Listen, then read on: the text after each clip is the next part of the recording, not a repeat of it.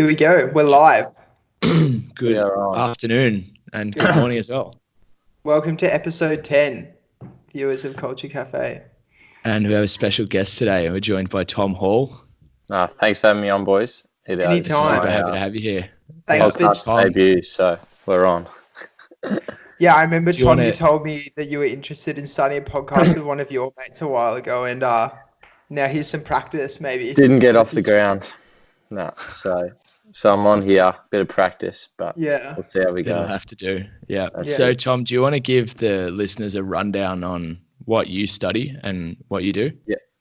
Yeah, so I haven't actually done too much specifically on people movement. I've majored in politics and criminology in an arts degree at Melbourne Uni, and I've got about 4 weeks left doing that. But I've actually mainly approached this issue of refugees and people seeking asylum on a criminology side, so how it's increasingly becoming privatised, particularly with Australia, in what they're doing, and how it's quite separate from the public eye. Probably for their own intentions in keeping it that way. So I've approached it on that side, and sort of how the parallels are drawn to that with how private prisons have recently come about, particularly in the USA and Australia. So it's been interesting to see that. I've probably only been exposed to it this year. Otherwise, I've just seen the sort of traditional refugee debate. So hopefully I can provide that side of it. So you've given us a little hint into what we're going to be talking about today, and I think, it's no surprise that today's episode is going to be on refugee policy in Australia, and we're going to be talking about, what our government's getting up to, and sort of compare us to some other countries, and, have a discussion about, what's happening now, and, what could be done better or worse or differently. And so that's what we're talking about. Very definitely super issue. Excited to jump into this topic. I think it's so important. And also, this is definitely coming off the back of, Curtis, your book club choice. Yeah. I feel like we should definitely give a minute if you want to explain that book and give that a little shout out, just so people can maybe go back and read it, because it's really good as an entry level book into this topic. Yeah, so I guess I probably wouldn't have thought of us doing this topic on the podcast maybe until I read that book, or that's probably what spurred me on to suggest it for doing it on the podcast. And the book's called No Friend But the Mountains by Behrouz Boochani. Actually, I have it here, coincidentally. So No Friend But the Mountains by Behrouz Boochani, who's a Kurdish-Iranian journalist. And, he's locked up on Manus Island. He's been there since 2013. I think I read about this guy the other day, actually. Yeah. He published this book, he wrote this book from Manus, sending texts on his phone. Yeah. So that's crazy. So crazy. And he's been made, and he's he's lecturing it to universities from the prison and stuff, and all this, and he's won the Victorian Premier's Literary Award in 2019, and he's the first non-Australian citizen to have done that. And it's just crazy. And he's also co-directed a movie that he filmed on his phone in Manus, just showing live footage of what's happening there, called Chowka, Please Tell Us the Time, or something like that. And the chowka is a native bird to Manus Island, so it's they only know the time from when the bird's singing. So that's the name. Or goosebumps, it's twisted what's happening there. But fantastic book. Well, I feel like now that we've mentioned, we were planning to do a little intro about life updates, but this is sort of already gripping enough. I reckon we just keep running with this. So definitely, maybe we should talk about, just to give people a quick intro into the refugee and immigration topic. Maybe let's discuss what Manus Island is, what's going on there, and then we could also outline what a refugee is compared to an asylum seeker and a immigrant. Yeah, I think that was really good that you mentioned that on the agenda. Do you want to take us through what constitutes a refugee, Owen? Yeah, definitely. So I'm pulling this up from the UNHCR website. So that they define a refugee as a person forced to flee their country because of violence or persecution. A refugee has a well-founded fear of persecution for reasons of race, religion, nationality, political opinion, or membership in a particular social group. Most likely, they cannot return home or are afraid to do so. Now, sorry for like the dictionary response there, but I don't know it off by heart, so I'll probably be using this website a fair bit. Statistics on refugees: 67% of refugees come from 5 countries. That's Syria, Afghanistan, South Sudan, Myanmar, and Somalia. I know everyone's heard about the Syrian refugee crisis and most likely the Myanmar refugee crisis as well. I'd say they're 2 of the big ones in the news at the moment. Yeah, definitely. Go on. Sorry. It's just, definitely. So conflict in the Middle East and Africa is, forced an maybe unprecedented since like the Second World War amount of people searching for new lives or safety, at least, like at the very least, in other countries and near those areas. And I guess those areas hardest hit are Europe, and Australia has a small contingent of refugees, fleeing towards us through Indonesia and then down on boats.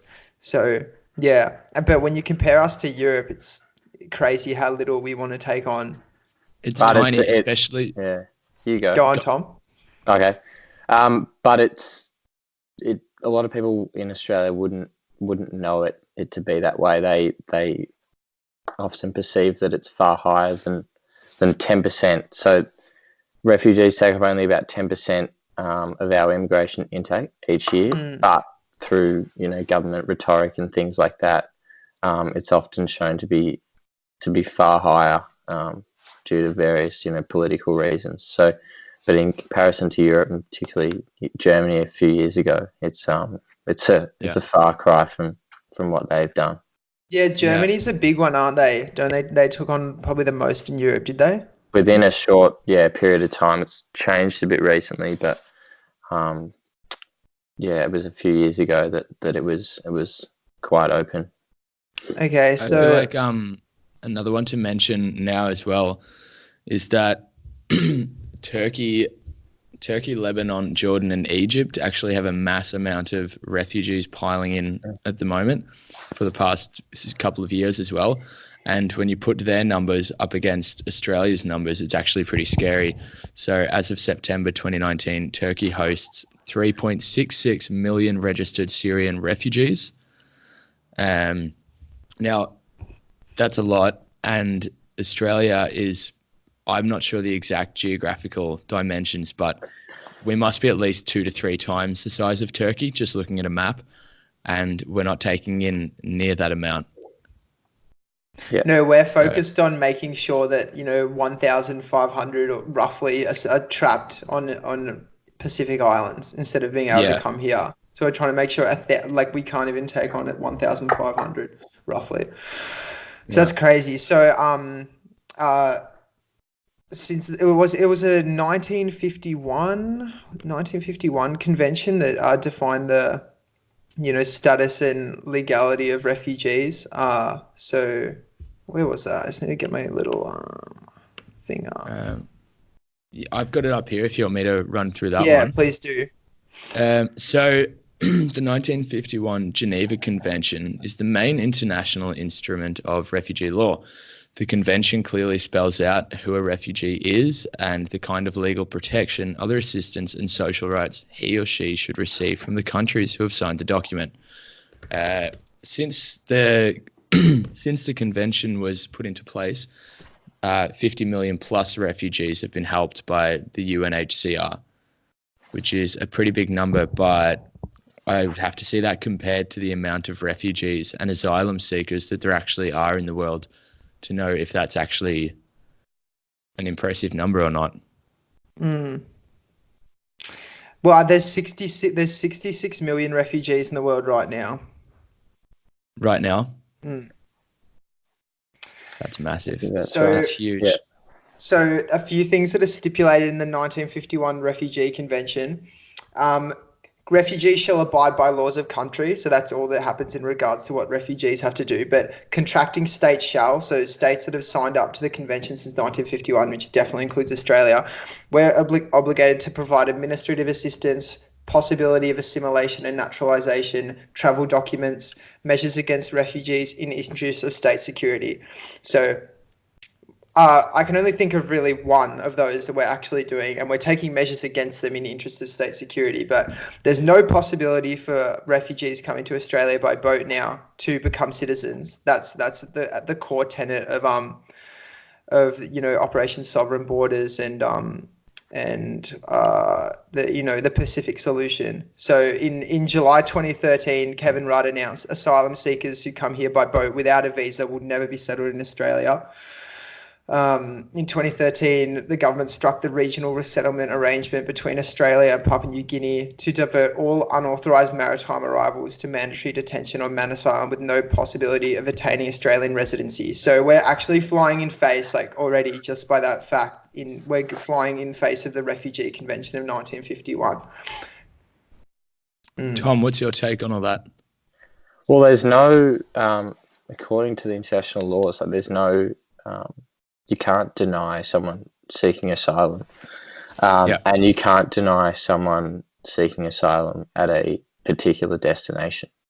And there's where the people are coming from. Australia is actually often the first spot for them to come. So a lot of the other places that they might seek asylum are not fit to do so. So that the idea that they're sort of shopping around or then queue jumping to get into Australia is pretty flawed. So definitely, yeah.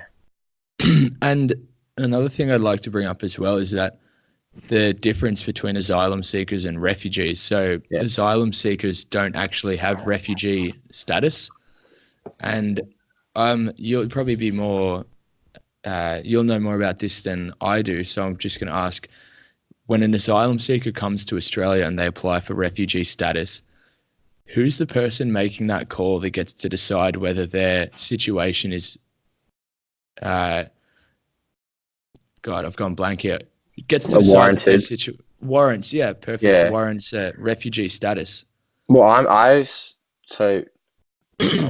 not much help here. I actually haven't done a lot in the specifics of that, but I do know there are a lot of issues within how that refugee status is granted. Even it's quite gendered as well. So a lot of women have different reasons for fleeing persecution, particularly sexual abuse and things like that. But yet they often may not feel comfortable talking about those things to, say, a foreign male officer who's probably quite intimidating and things like that. So there's lots of issues within actually being granted refugee status, even when the underlying aspect is that they do have those reasons, but it's hard for them to actually bring them across. But in terms of who's actually deciding that, I'm not entirely sure. But it seems like such a flawed system, because when you think about the journey that a lot of these people take to come to Australia, and then they have their refugee status potentially denied on the grounds that your situation doesn't warrant it. Well, I'd almost say that almost 90%, I won't put a number on it actually, I would say that the majority of these situations do warrant refugee status, considering that wherever they're coming from is worse than a very, very likely death on open seas / detention in Australia. Okay, so I attended a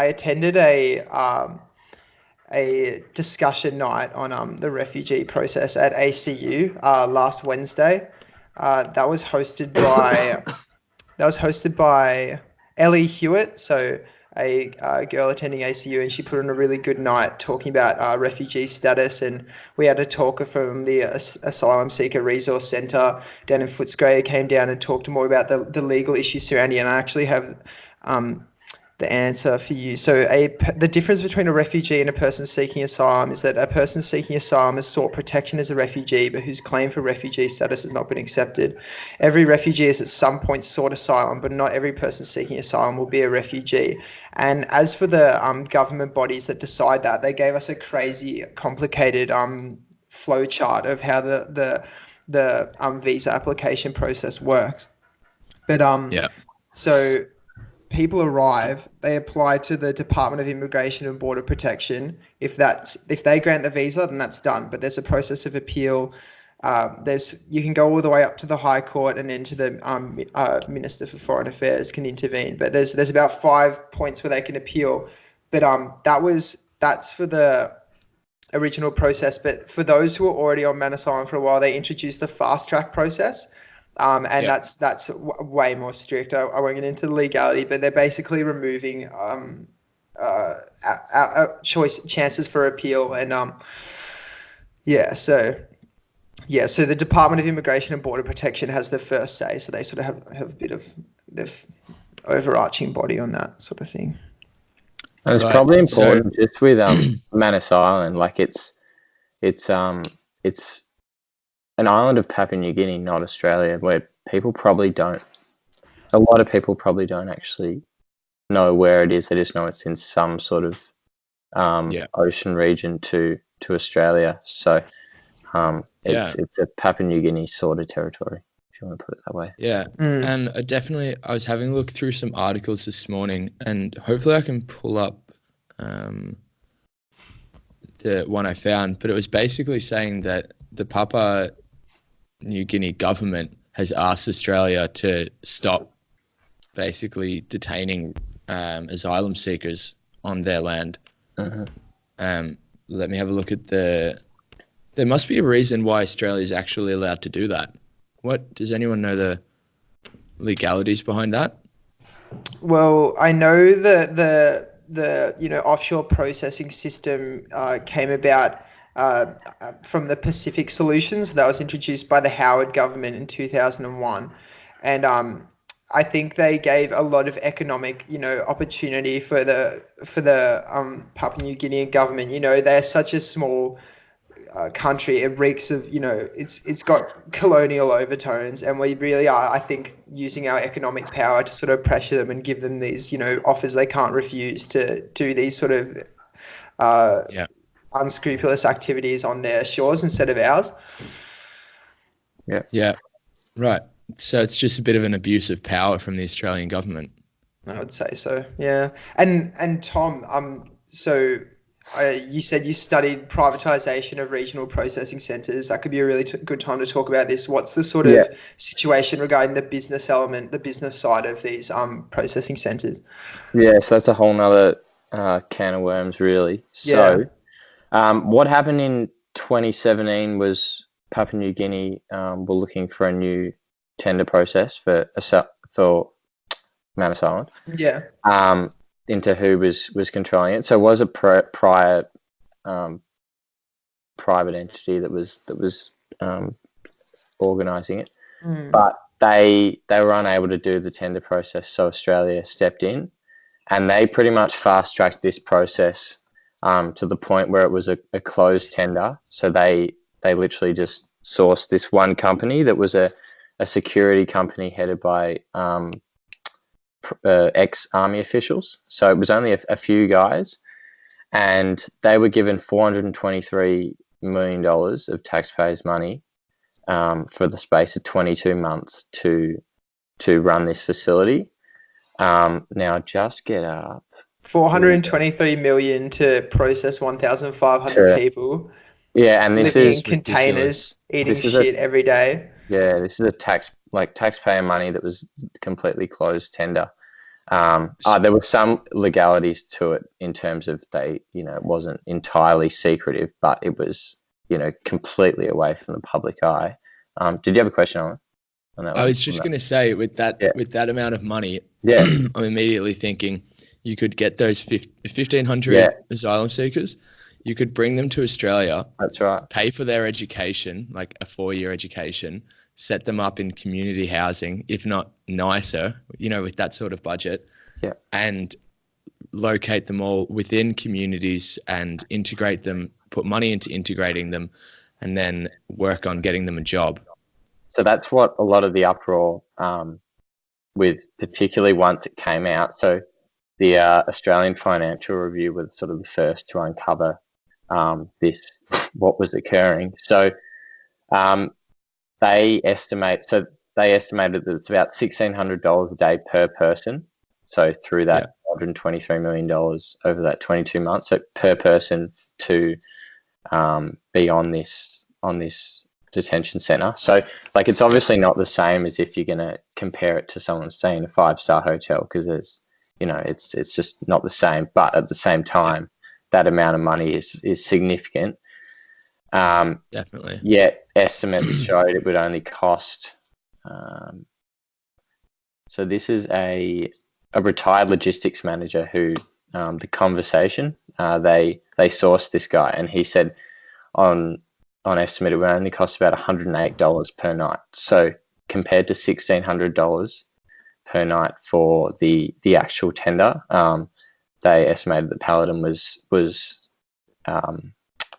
profiting $17 million per month through this process. And that just seems like a massive conflict of interest to me when you're a profit-driven business, and it's almost in your best interest to have as many people on this island for as minimal operating costs, and to have them on for as long as possible as well, which is quite similar to the private prison debate, because it's in their best interests almost on a financial sense to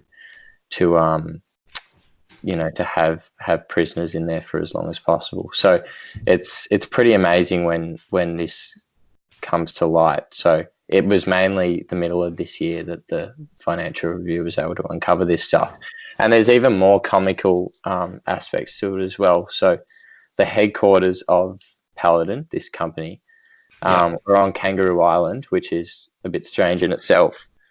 And the Financial Review, again, were able to source this headquarters, which was just ending up being a beach shack down a dirt road. And they found that the only reason it was on Kangaroo Island was because there's no mail service there, so they can't be delivered legal documents.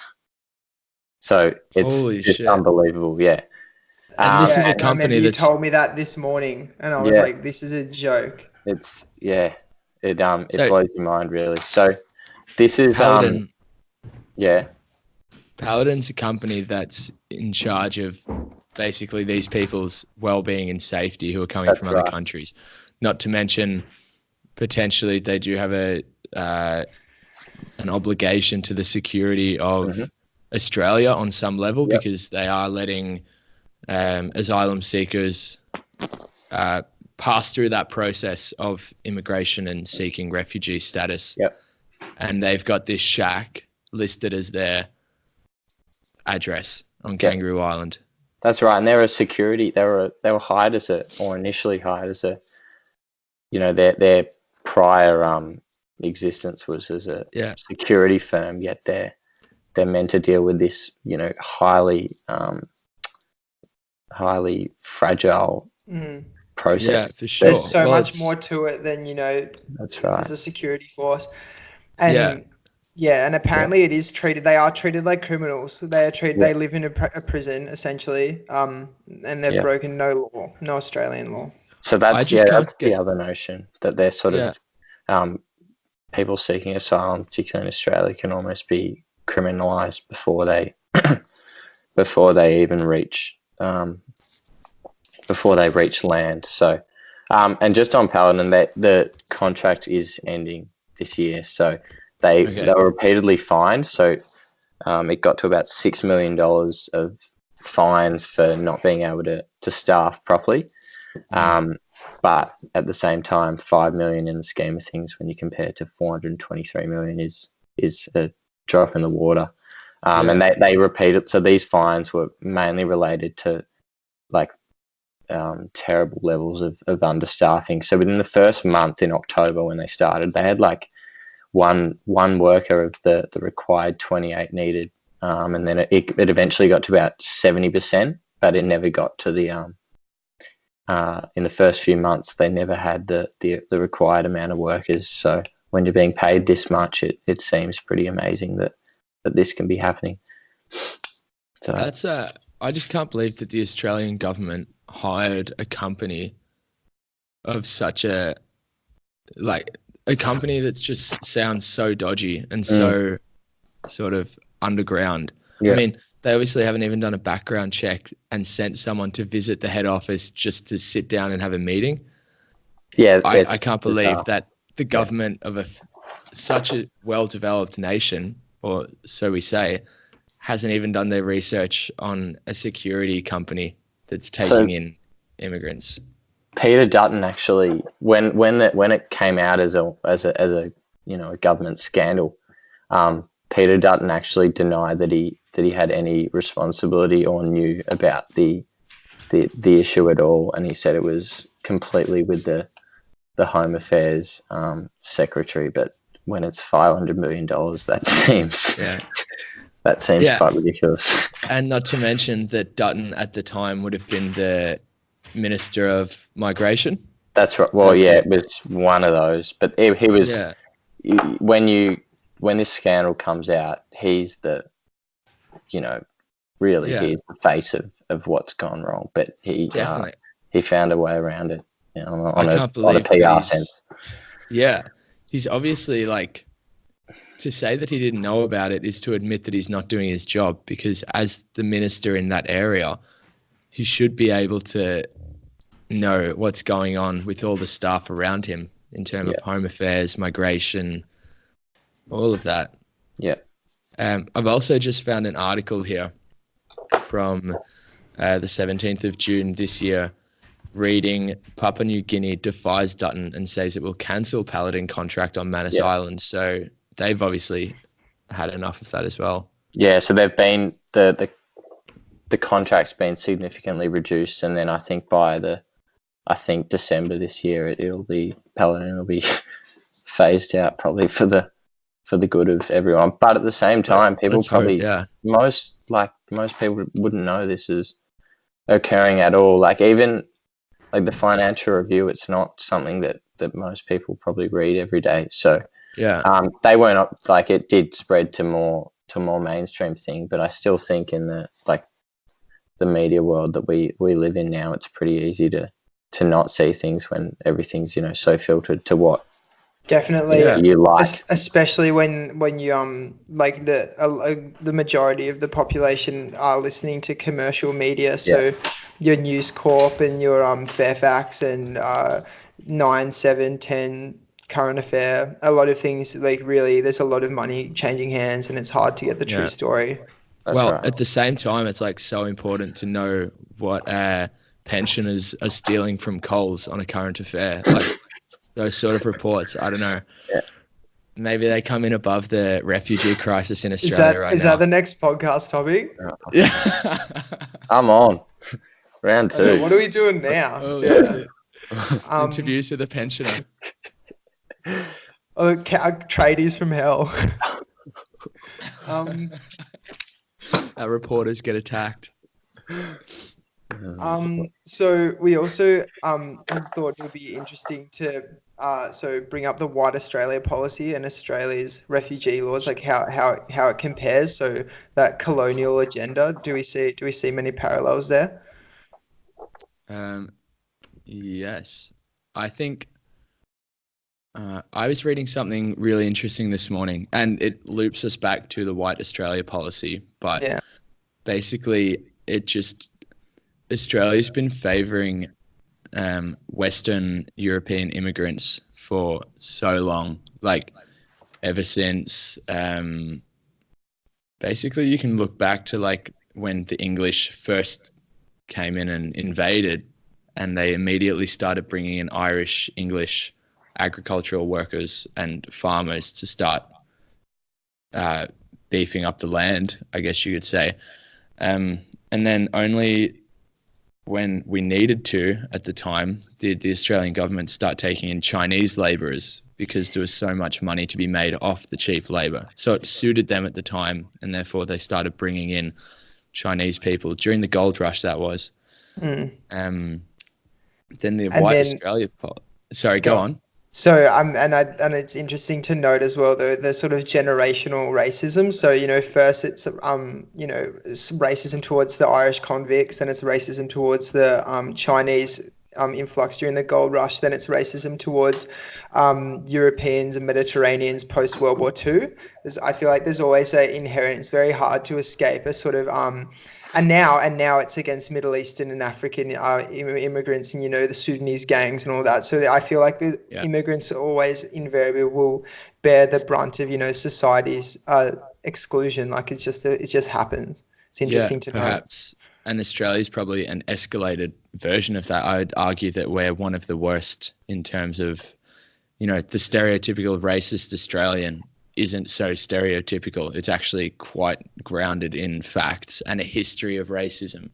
Not so much in the major cities anymore. I feel like we're definitely becoming more progressive, but you head to rural Australia and God, yeah, I think it's ridiculous some of the views that people have. Even reading YouTube comments on ABC News videos, and it's just and like Facebook's the worst. It's shocking.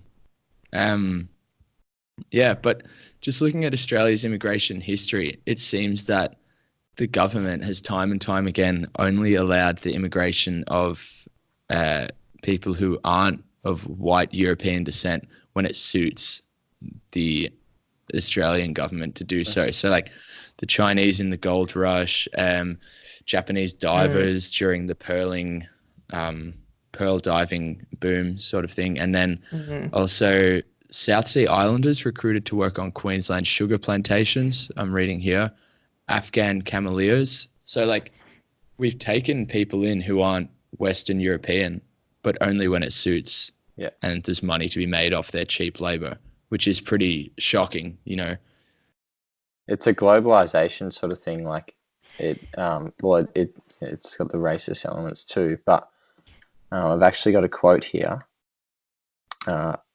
I can't attribute my source right now. I've only got the last name, so that won't be much help. But that's okay. We can do all the sources in the show notes description. Yeah. Yeah. In the show notes. That's it. Cross-border movement is facilitated and accelerated for certain types of business people, tourists, students, government, and humanitarian workers. So, the privileged sort of groups. And the speed and ease of this type of transit is suggestive of our cosmopolitan ideals and the sense that borders and national origins are declining in significance.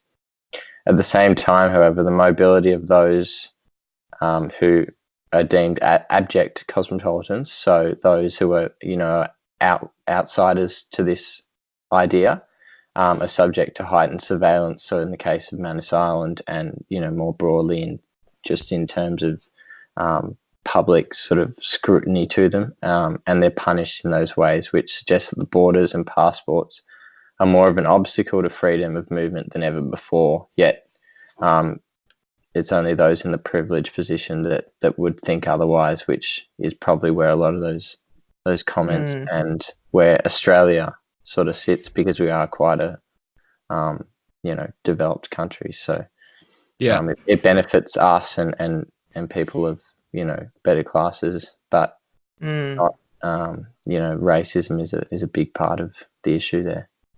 Yeah, for sure. Yeah, definitely. That's so interesting. Yeah, I mean, we're obviously to me, especially globalization has always seemed like such a positive force, and the way forward for everyone, which I guess it could be in some aspects, but it's so true what you've highlighted there that it's definitely not the same for everyone.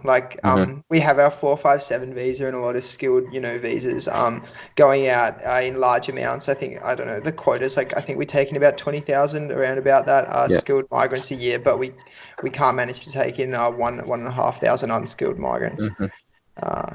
It's really interesting. At the same time, it's like, who's to say that these migrants aren't unskilled? I mean, we have the perfect example.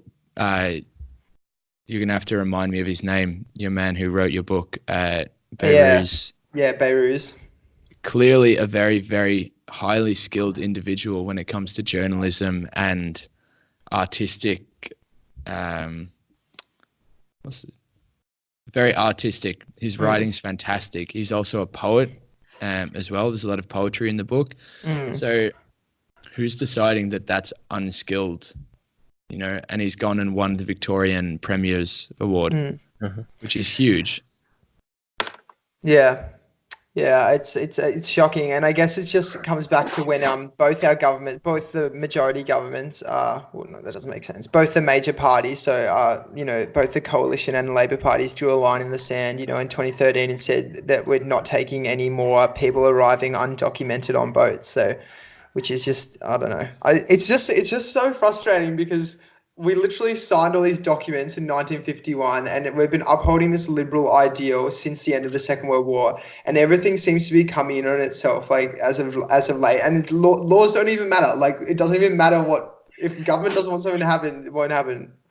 It's crazy. It's all crazy. Like a buy-in process, so it's so easy to step away from those things, even when even when Australia's been repeatedly you know, accused by the UN of committing acts of torture and stuff on these on these detention centres. And did Australia only recently get a seat at a one of the UN's justice? Let me have a look now before I butcher what I'm saying.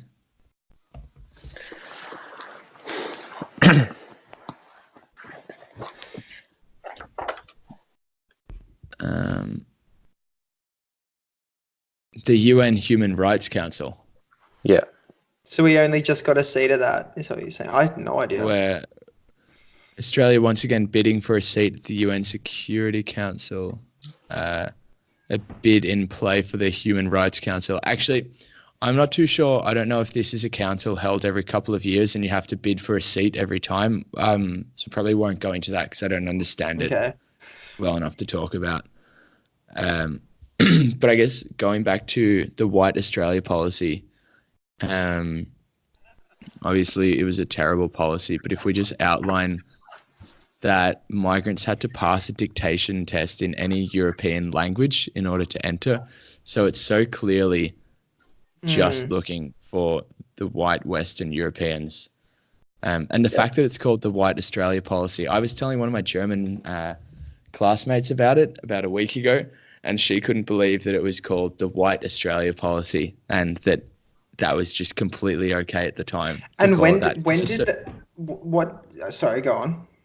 Oh, just how it's so blatantly racist. Like, yeah, which makes me interested. When did this policy run between? Because I've heard a lot about it. I just never know when. 1901 and 1958. Yeah. Okay. Very recent, really. Yeah. So recent. Yeah. Since Federation till shortly after, you know, that we signed the Human Rights Convention, 1951. So it's 7 years after we signed the Human Rights Convention. So like that's also relatively in the space of 1901 to 1958, 7 years is quite a long period of time for Australia to go, oh, maybe we should start letting people of different ethnicities and races in. And even still, we're not even good at doing that. Yeah. So, and another point we wanted to discuss was a sort of analysis or a little examination of Germany as an example of a country that's taken on a lot of refugees and what's been the effect of that in Germany. Yeah. So I've got an article in front of me. How are immigration and terrorism related? An analysis of right and left wing terrorism in Western Europe, 1980 to 2004. So there's obviously a temporal issue. You know, it's a pretty old study, but I think this similar principles apply. So basically, the abstract has that immigration has no effect on left wing terrorism or other non right wing terrorism. But an increase in migration is positively related to an increase in terrorism, and that being right-wing terrorism. So Germany has, you know, historically taken on a huge amount of immigrants. You know, it's sort of still got a bit of a hangover from the Second World War, I would say. You know, and there's sort of a international obligation everyone understands, or maybe not so much anymore, but that, you know, they took a lot of refugees after the fall of, you know, the Nazi Party, and it's sort of still hanging around their moral sort of repenting. But but I know that Germany has taken on a lot of refugees, but this has also been met with a lot of, they've got a very strong alt-right movement going at the Yeah. moment and a resurgence in nationalism. So, it hasn't necessarily, I don't think it's ended too well for them, or it's going too well for them. Yeah, I think I was talking to a German guy about that very Oh, the briefly. best. That's good as. Yeah, What did he say?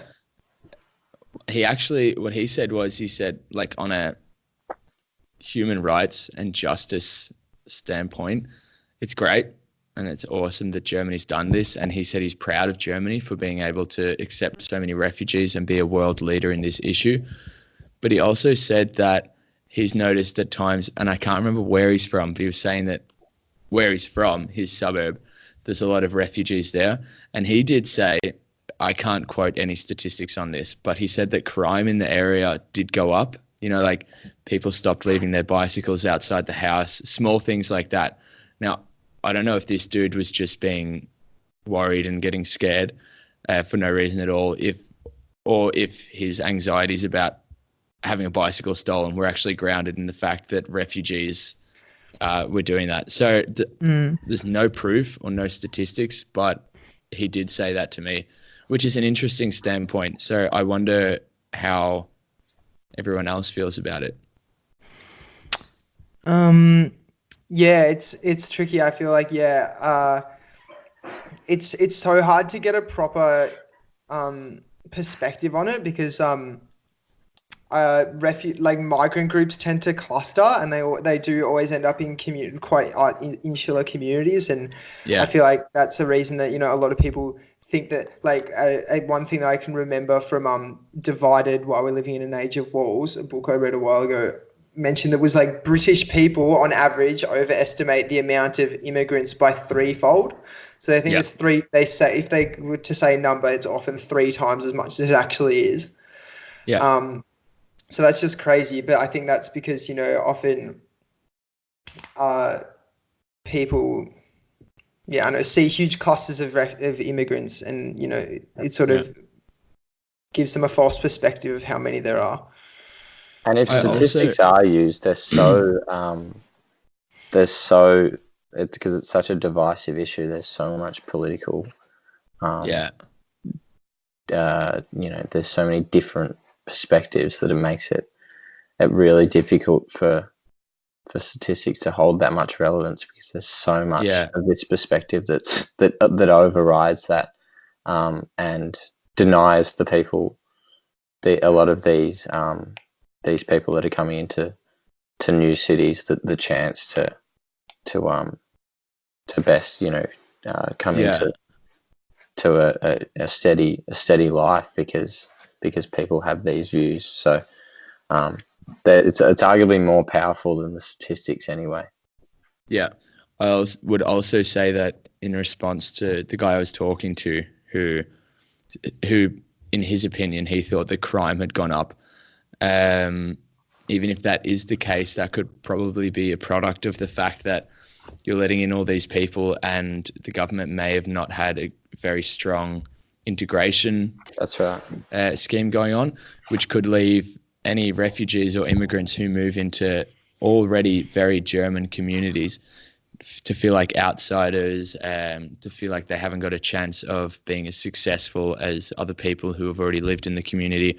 And therefore, when they feel like an outsider, definitely feel a bit more pushed to commit crimes. I'm not too sure how all of that works with crime and psychology and what makes people commit crimes, but I know that if I was to be sent to a very, very foreign country where everyone's different to me and I'm an outsider, I would not feel comfortable complying to the way that everyone else lives. I definitely feel like I'm on the other side of a fence, even though I'm in that same community. So I think for people to draw a relationship between refugees entering a community and an increase in crime should reflect a government that isn't taking care of refugees or immigrants in this new community as well as they should be. There's so many factors to it. It's like that's why statistics and stuff like that and like spin is so cooked, because like at first I'm thinking, immigrants, I mean, maybe they do bring crime over, but I guess it's also like there's so many other factors that, and it's probably more importantly the conditions that immigrants are in once they come to their new countries that influence crime. Yeah. Yeah. Not to mention an increase in population is obviously going to lead to an increase in crime. So if Yeah. someone goes, crime has increased, well, no shit, because the population has increased. That's naturally going to happen with human society. Yeah. We see Yeah. this issue right. We see this issue right, like in Melbourne and in Australia, with the way, probably the past couple of years, the way African gangs have been portrayed in the The media. current affair at it again. It's like it's quite similar. That's it. That's right. So it I think those false concerns are quite prevalent across a lot of developed countries that are now well, it's not even a new issue. It's an issue that's cyclical, like as you were talking about before, the way well, the Vietnamese were sort of persecuted in Australia before before a lot of people from African descent are now. So it just changes. It's not one.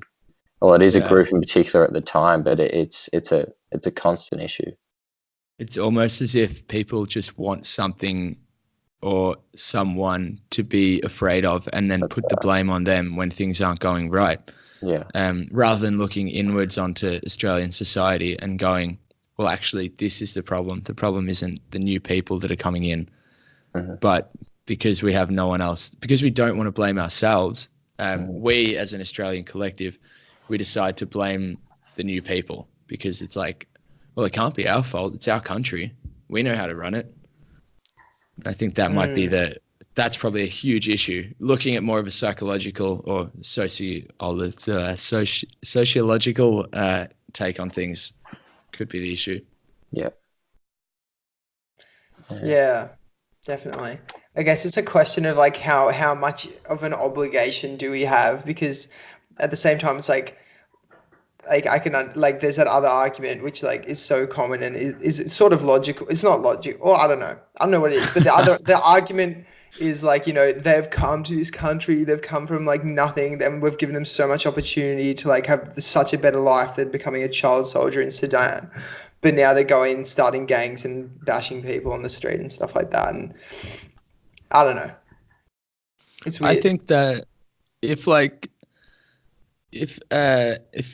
a refugee or an asylum seeker or an immigrant is settled into Australian society, that's like, first of all, that's a big win, right? I think that's great because, yeah, it is saving someone from a life of hardships in a country where you do not have near the amount of opportunity as you have here. But I think the second step is then you can't just let everyone in. You have to set them up with a program that's going to help them integrate into society and, you know, people say like chase your dreams, but get them to chase a goal that they want to achieve once in Australia. You know, have a process where it's like, okay, do you want to study law, or would you like to be a businessman, or do you want to be a tradie? Do you want to be a plumber? Set that up so that there's a system that allows that to happen. And then don't just let immigrants and refugees fall by the wayside and leave them to fend for themselves once they're in this new country. Yeah. I can't imagine how hard that would be. I've come to the Netherlands where English is a very widely spoken language. Society's very much got the same cultures. And even I had a bit of culture shock. But to come from a war-torn country where you speak a completely different language, it's not even in the Latin body of languages, so you can't pick up a few words, and then try and settle into this new country with no help, that's just setting them up for failure. Like, there needs to be a program that helps everyone integrate and pursue a goal which allows them to settle into Australian society. Or else, obviously, there's going to be issues. Yeah, I guess, yeah, that's one of the great things that the Asylum Seeker Resource Centre does. So that's a really good establishment that's, you know, dedicated to helping people. But the disappointing thing is that like they can't receive government funding, and but that's also a decision of theirs because they don't want to be like in any cooperation with the government, because then it's like, how can they criticize the government's policy when they're taking, you know, handouts from them? Yeah, So they're that's a entirely sticky one. Yeah. So, but yeah, as you say, I mean, without proper initiatives to help someone who, and a lot of these people have, yeah, come over with so many issues and like they've lived like terrible lives as it is. So how can you really, trust that everything's going to go according to a plan? It's not like you're putting, a well-developed middle-class child out somewhere and saying, "Oh, go do your thing." They're much more likely to Yeah, be able to do something normal versus people who, definitely. are probably have like PTSD and all sorts of issues coming here.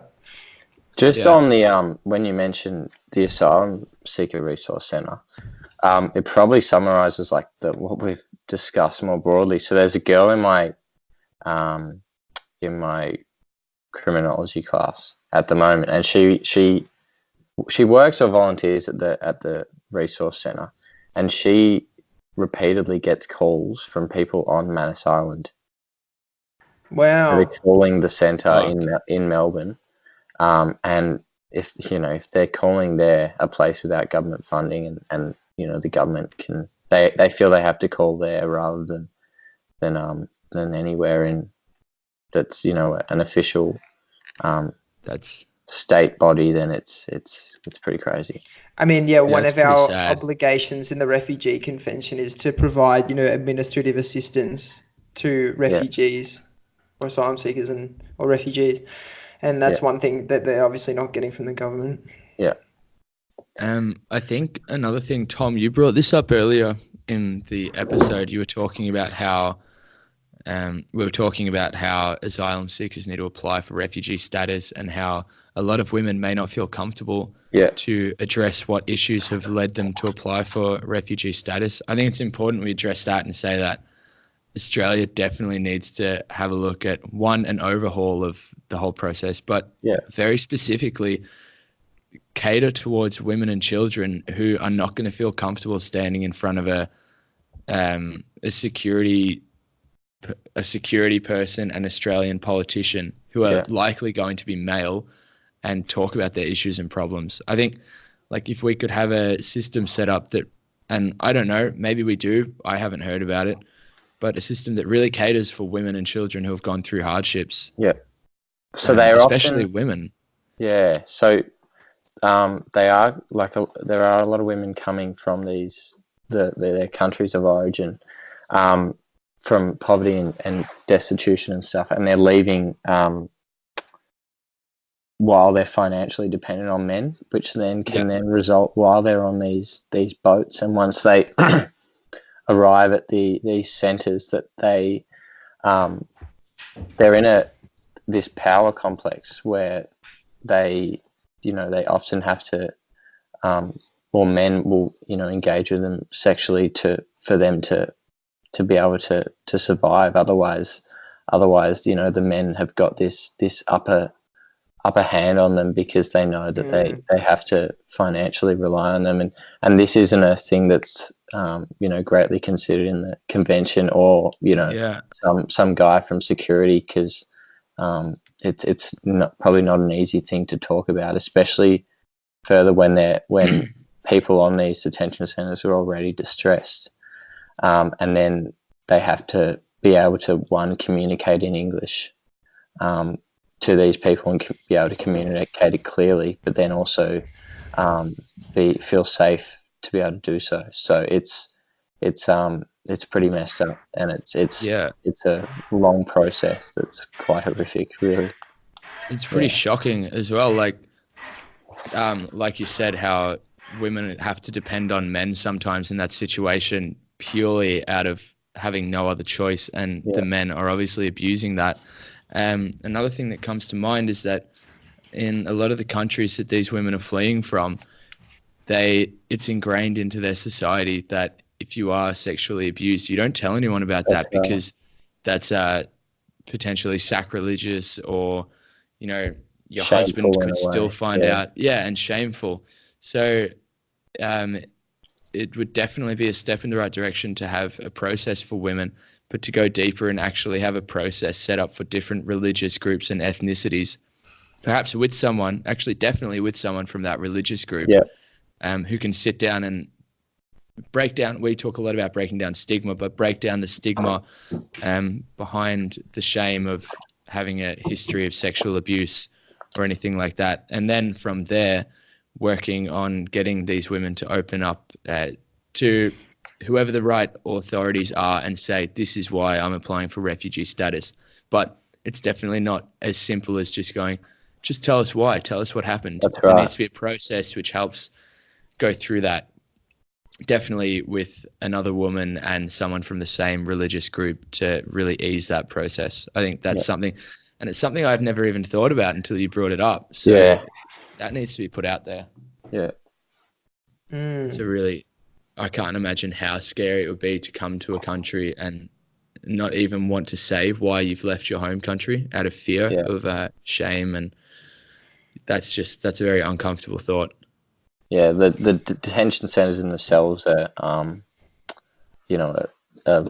like prisons, really. And that's probably what the Australian public sees. They would, just consider everyone on there in the same way, but it's women are often facing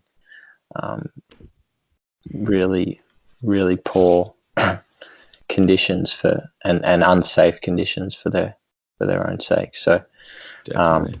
it's definitely something that needs to be highlighted more, and action, as you've alluded to, really is definitely necessary. Yeah, that's definitely I can't believe that's not out there as an issue or a major issue that's a part of this refugee crisis that Australia's in at the moment. So I guess maybe we could do a little wrap up and talk about some of the main points that we brought up today in this episode. So obviously the number one issue for me coming out of this, and the number one issue that I'd like to see solved, is more of a support system for female refugees and asylum seekers. I think that's a big takeaway from this episode. Anything you guys have taken away that's really hit home? Or I guess this sort of the change that I'd like to see to the immigration system is going to have to come from the ground up, because obviously it's going to have to come from, protesting and getting in touch with your local members, because as we've seen historically, both the major parties aren't interested in accepting refugees. So I feel like I feel like this sort of support needs, this sort of movement is going to require more mass action from people, putting pressure on members to enact this change. Yeah, and I think with, as you guys were talking about before, the way there's almost two sets of walls. There's one where people are, denied entry into Australia and they're on these detention centres. But two, if they, previously were lucky to get in, or in the case of Germany, can come into the actual country and then go into communities, it's currently really difficult for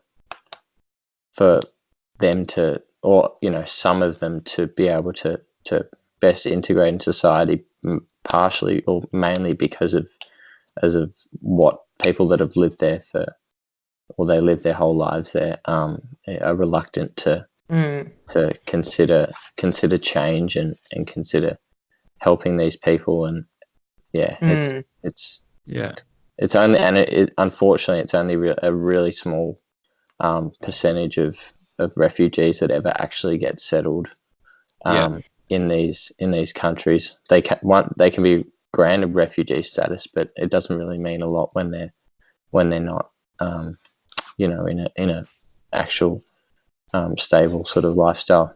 We've got the temporary protection visas and special humanitarian enterprise visas, but those never you can never become a citizen or a resident from those. Well, I know, Owen, you have to get to uni, so we shouldn't hold you for too much longer. I do have to scoot off, but I think this episode, along with the mental health episode, has been just fantastic. I can't wait to get this out there. Same. This has been incredible, and I've learned so much just from sitting here discussing this topic. So hopefully everyone listening / watching really gets some takeaways and really has a think about this crisis. Yeah, definitely. And obviously, Tom, thank you so much for coming on. Yeah, Thanks for having me on. I was Yeah. I was pretty nervous, to be honest with you, but No, you killed it. I'm Yeah, there. I feel like you Yeah, definitely you added did a so third well. dimension. Yeah. There we Okay, go. yeah, Yeah. you did really well. That's my It's all wholesomeness good. of the week, Tom. Just Tom in Yeah. general is my wholesomeness of The the help week. of Tom Hall on the podcast is so good. No, Yeah. much So, appreciated. Much appreciated. no, we appreciate Okay. it. And hopefully we can get you on another time because I feel like we'll be revisiting this topic for Yep. sure. Definitely. All good. Okay. Well, so unfortunately to everyone listening and watching, I don't think we have time for our segments this week. No segments. So massive apologies, but hopefully the content that you've gotten out of this episode makes up for that, and we'll come back strong in the next episode with some segments. Yeah. Cool. So apologies for that. Thanks for listening. It was good to talk to you guys. Yeah. Awesome. I got to run. Thanks for listening, guys. See ya. Cheers, guys. All right. See you later.